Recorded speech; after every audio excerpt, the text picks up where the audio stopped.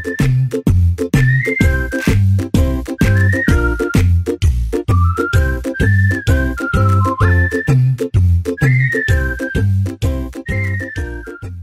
que é o nosso objetivo?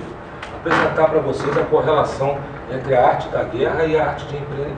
Tenho certeza que tem tudo a ver. Até porque o militar, ele, entre aspas, está aí para a guerra, para defender o país, se for necessário, com o uso de armas. Então isso aí a gente chama de guerra. E o empreendedorismo é o nosso dia a dia. A partir do momento que a gente acorda até a hora que a gente vai dormir, a gente está empreendendo alguma coisa. Se a gente está trabalhando, a gente está pensando em melhoria do nosso trabalho, melhoria do nosso processo. Se a gente está estudando, a gente também tem que imaginar como é que vai ter a aula, fazer a prova. Tem tudo a ver. As duas são batalhas, tanto na guerra como no nosso dia a dia, são batalhas para a gente cumprir os nossos objetivos. Tudo são formas de guerra.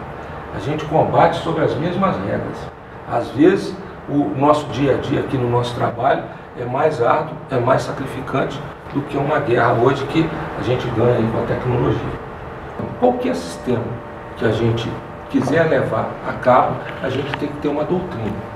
Então pode ser um sistema literário, filosófico, político, militar, religioso, empresarial. Mas a doutrina nada mais é do que a unidade de pensamento. Se nós fazemos parte de uma equipe, se nós fazemos parte de um time, de um exército, nós temos que ter unidade de pensamento. Eu sou felizardo, torço para o Fluminense, o Alexandre, mais ou menos, torce para o Internacional, eu sou católico, o Walter é evangélico, então nós temos as nossas crenças individuais. Mas a partir do momento que a gente faz parte de um time, nós temos que ter a unidade de pensamento daquele time, a unidade de pensamento daquela equipe. Isso é doutrina. O momento do combate, o momento da gente oferecer algum produto, o momento da gente oferecer um serviço nosso, tem que ser o momento certo. Então, não adianta a gente estabelecer uma estratégia mirabolante, uma estratégia que não vai conseguir ser colocada a cabo. E aonde a gente enxerga se essa estratégia é mirabolante?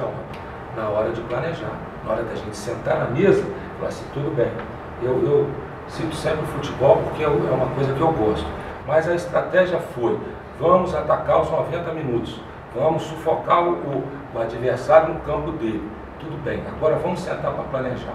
Nossa equipe tem estrutura, tem preparo físico para ficar 90 minutos na jugular do nosso adversário, mas nós vamos ver, é factível ou não é factível. Então o planejamento é um momento que a gente vai ver se nós temos condições de executar aquela estratégia. Improvisação é a chave da derrota. Isso vale para todo mundo. Vou botar um produto em campo.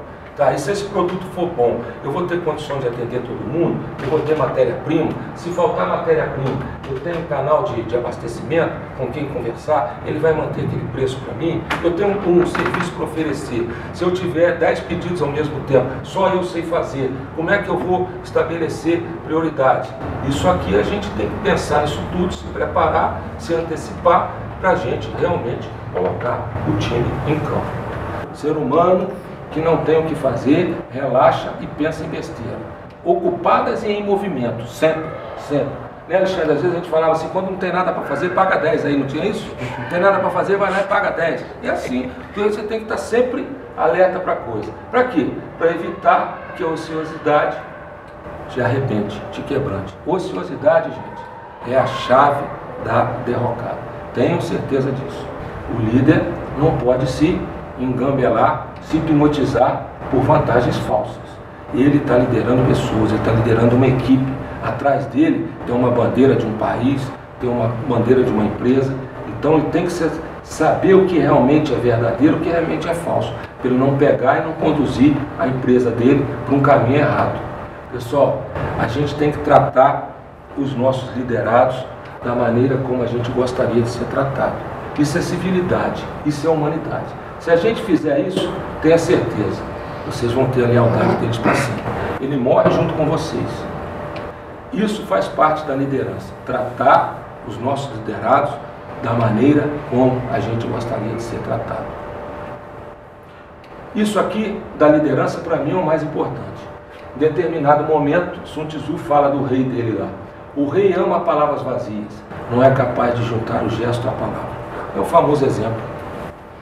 Liderança, meu amigo, o básico da liderança, para mim, o mais importante é o exemplo. Se a gente estiver no meio do mato, comendo uma comida ruim, todo mundo come junto. Começa do líder e vai até. Na hora de mostrar como deve ser feito, o líder vai lá e faz. Se o líder não sabe fazer, ele fala que não sabe fazer e pergunta se alguém pode ajudar. Isso é liderança, exemplo, sinceridade, olhar no olho, como diz lá na minha terra, né, Alexandre? Você já ouviu isso muitas vezes, olhar no branco do olho, olhar no branco do olho do cara. Isso é liderança, liderança pelo exemplo. Dando o exemplo, tratando com civilidade e humanidade, amigo, aquele cara está com você até a última gota de sangue dele. Pessoal, agora por fim, depois que a gente estabeleceu aquela estratégia, verificamos no planejamento que ela é factível, conseguimos focar a tropa para atingir aquele objetivo, a liderança é forte, a liderança é saudável, a tropa é disciplinada, e aí? Estamos conseguindo atingir o objetivo? O que a gente traçou lá atrás na estratégia está sendo atingido? Aí está no momento da gente criticar. O que é crítica? É a arte de apreciar méritos e deméritos, coisa boa e coisa ruim, com a finalidade de aperfeiçoar os próximos procedimentos. Então, eu estou atingindo o objetivo? Estou desprendendo muita energia para atingir aquele objetivo? Não estou atingindo aquele objetivo, apesar de tudo que eu planejei, eu estou executando, eu não estou atingindo? Isso que a gente tem que verificar, isso que é a crítica. Na verdade, o bom chefe, o bom líder, ele se critica toda hora, ou no mínimo todo dia. Tá? Hoje, o que eu estabeleci com a empresa hoje foi cumprida? Não foi cumprida? O que eu tenho que mudar para amanhã? Então, isso é crítica. Constantemente, nós temos que avaliar como é que nós estamos conduzindo, se estamos atingindo o objetivo que nós nos propusemos. Para quê? Para a gente não ser pego de calça curta lá na frente. Isso é crítica, pessoal. Então, pessoal, a gente passou por esse roteiro, nós falamos um pouquinho aqui do livro A Arte da Guerra, de Sun Tzu, que foi um filósofo, depois ele se tornou general, 500 anos antes de Cristo. Aí nós falamos alguma coisa de doutrina, que é a maneira uniforme de pensamento de uma equipe. Falamos de estratégia, que é o plano para se atingir aquele objetivo que a gente traçou. Aí fomos para o planejamento, que é a verificação, que é o lado racional, a gente verificar se realmente a estratégia tem condições de ser atingida. Falamos de foco, que é o objetivo, que a gente não deve esmorecer com relação ao foco, que a gente deve estar sempre atento. Falamos de liderança, da liderança pelo exemplo, da liderança tratando o seu subordinado com civilidade, com humanidade. Falamos de disciplina, que faz parte da aplicação da liderança. E por fim nós falamos alguma coisa de crítica, que é a gente estar sempre analisando, sempre verificando se tudo aquilo que a gente planejou se está saindo a contento. Isso, a crítica é de suma importância. Então o nosso grande desafio hoje é conectar esses processos, os processos dentro da área corporativa. Por exemplo, área administrativa, a parte de vendas, comunicação, produtividade, gestão de pessoas, logística, atendimento, manutenção, etc. Hoje, dentro das empresas, a gente está vendo uma desconexão muito grande. Tem muita empresa sofrendo com isso. Esses departamentos, essas áreas não se falam, elas não estão conectadas. Há um grande desperdício de tempo, de energia e de ganho também. Isso não só para a área corporativa, como para os profissionais, para as pessoas. Isso tem gerado em grandes empresas um desgaste tremendo da matéria-prima dela, da grande força motriz das empresas que impulsiona ela, que são as pessoas. Hoje a gente trabalhando de uma forma desmotivada, de uma forma, com um ambiente pesado, etc., com essas áreas não se falando, que às vezes a gente tem ruído de comunicação dentro dessas áreas. A área administrativa não se entende com a área de vendas, não se entende com a área de logística, a comunicação é péssima, tem muito ruído, e a produtividade, às vezes, ela faz, mas ela gera um resíduo, ela gera uma despesa muito maior, né? A gente sabe disso, e a gestão de pessoas também é uma coisa, valorização, tudo aquilo que o coronel falou hoje para nós, entendeu? Para que a gente possa conectar essas áreas a gente precisa daquelas competências que o coronel acabou de falar. Essas competências, o nosso desafio é integrar essas competências, é linkar elas, é conectar elas em prol do desenvolvimento corporativo. Para isso, eu vou propor agora para vocês, eu gostaria de pegar tudo isso que o coronel falou, e eu vou ilustrar isso através de um vídeo que vocês vão assistir, tá? É um vídeo de 8 minutos, e vai ilustrar bem o que é harmonizar as coisas para que a gente consiga ter um resultado. É um vídeo musical. Agora, eu gostaria que você olhasse para esse vídeo e se transportasse para ali. Você conseguisse olhar a tua empresa, teus negócios, teus sonhos, entendeu? De projetos. Olhasse para aquilo e conseguisse identificar você ali, cada instrumento, cada dedicação, o maestro, entendeu? O que está acontecendo ali dentro, que aquilo retrata muito o que a gente falou até agora aqui e a nossa vida lá fora, ok?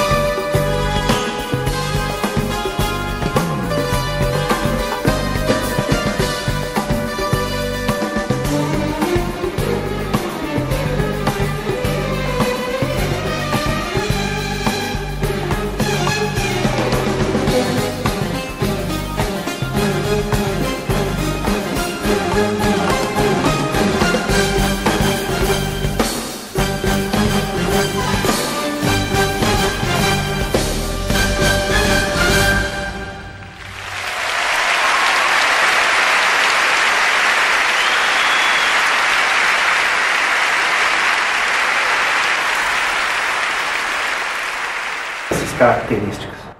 Hoje não adianta uma pessoa, um líder, um empreendedor, ele falar, eu sou um bom estrategista, mas se ele não tiver uma característica de líder, de liderança. Eu sou um cara que não perco o meu foco, mas ele não é um cara de planejamento. Então, ou você consegue maestrar, reunir essas qualidades em você, ou você tem que ter a destreza de reunir essas qualidades em torno de você, com profissionais competentes, para que você possa congregar isso, para que você possa maestrar essas funções. Que por trás de um sacrifício como esse, para você ter uma orquestra dessa, para você produzir um show desse, tem muito sacrifício. Tem muitas noites mal dormidas, tem gente que ralou muito ali. Isso, às vezes, a gente não conta. É como, às vezes, em casa. Convida os parentes para fazer um almoço de domingo em casa. Todo mundo chega, vai comer bem, aquela mesa maravilhosa. Mas a gente não parou para pensar que a anfitriã ficou ralando, de repente, na cozinha, um tempo todo, sujando utensílios, lavando, etc. E depois de comer, vai ter também que fazer isso. Então, existem os dois lados da moeda. O sucesso, a gente não alcança ele assim. A gente tem que ter doutrina, tem que ter estratégia, tem que ter disciplina, tem que ter foco. Nós acabamos de aprender com o coronel uma coisa, que doutrina é um conjunto de princípios e ideias fundamentais que devem ser absorvidas e transmitidas. A doutrina ela é fundamental para que a gente possa desenvolver todo um processo. Que um pensamento estratégico, ele nos leva a planejar, e isso ajusta o nosso foco e fortalece a nossa liderança, com base em o quê? Na disciplina, que nos dá a habilidade para interagir com um cenário repleto de adversidades, com pleno juízo e senso crítico. Então percebe que aquelas 7 disciplinas, aquelas 7 competências, né, que o coronel nos apresentou, ele faz parte de um único corpo. Para que a gente possa ser eficaz, nada mais é do que meu cérebro, meus braços, minhas pernas. O que seria do meu cérebro sem meus braços e minhas pernas? Ele poderia pensar, continuar pensando, mas deslocar, mover, fazer, acontecer. Né? O que adianta eu ter o braço e não ter o cérebro? Então isso tem que funcionar, precisa funcionar de forma harmônica, de forma homogênea. Se a gente quer chegar no nosso objetivo, se a gente quer realizar todas aquelas competências que a gente acabou de aprender, agora há pouco, elas são o quê? A gente precisa somar elas. Em prol do quê? Da nossa missão. Nós temos uma missão, nós temos visão, temos objetivo. As nossas empresas têm isso. Mesmo que sejam copiadas, mesmo que sejam um recorte e cola, que muita gente faz lá, que muitas missões, visões e objetivos de empresa, elas não são digeridas, não são tratadas, não são, absorvidas pela toda a equipe. Eu costumo dizer que em marketing, a gente tem 2 clientes. A gente tem o interno e tem o externo. Uma campanha para ser lançada lá fora, ela primeiro tem que ser lançada dentro da própria empresa, com os seus colaboradores. Né? Os seus colaboradores são os seus primeiros clientes e parceiros em tudo que vai fazer. É muito importante a gente ter esse conceito. Nós, o Programa Ideia, a gente vem, nos debatendo com essas coisas. A gente vem sendo confrontado com tudo aquilo que a gente fala. Porque a gente não quer vir aqui ser mais um para vocês. Porque a gente gosta do que a gente faz, a gente acredita no que a gente faz. E a gente está aqui para quebrar paradigmas, para a gente pensar e fazer vocês pensar. Veja, essas competências elas foram testadas e experimentadas em cenário de guerra. Literalmente, como o coronel acabou de falar. E ainda hoje ela ajuda a gente a fazer além da diferença. Porque não basta só fazer. Nós temos que fazer além da diferença. Nós podemos fazer melhor sempre. Veja, é assim que a arte da guerra favorece a arte de empreender. É assim. O Programa Ideia ele existe para gerar e multiplicar conhecimento e práticas relevantes em um ambiente de autoestima.